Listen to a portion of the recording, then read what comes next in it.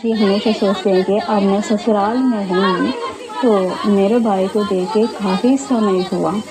तो यमुना जी बुलाते रहते हैं कि भैया तुम इधर आ जाओ, इधर आ जाओ, लेकिन यमुना जी का बुलाने पर इतना प्यार करते हुए भी हेमराज जाते नहीं हैं।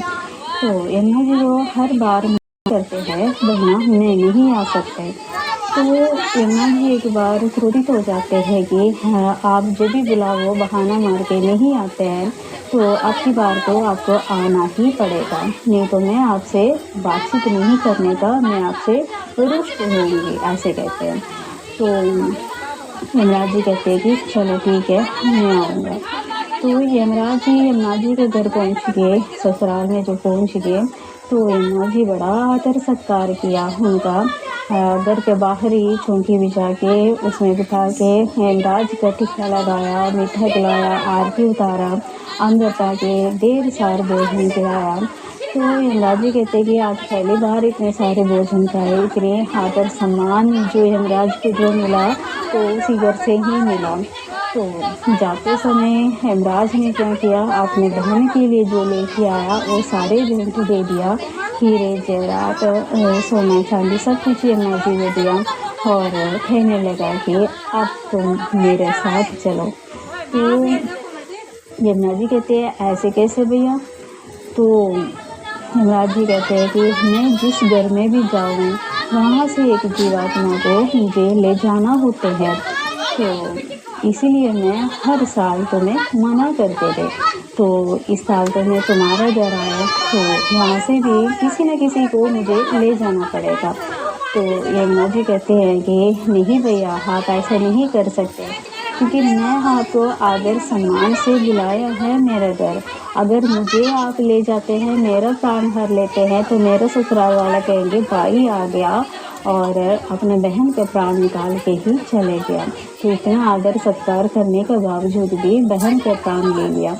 तो मुझे तो आप लेके जा ही नहीं सकते, और इतना तो प्यार आप मुझसे करते हैं, इसलिए बिल्कुल भी नहीं ले जा सकते। दूसरी बात है, मेरे ससुराल में से भी किसी एक ही को ले जाएगा तो भी मैं बदनाम हो जाएंगे, कहेंगे यमुना का भाई आ गए और ससुराल में से किसी का मृत्यु लेके उनका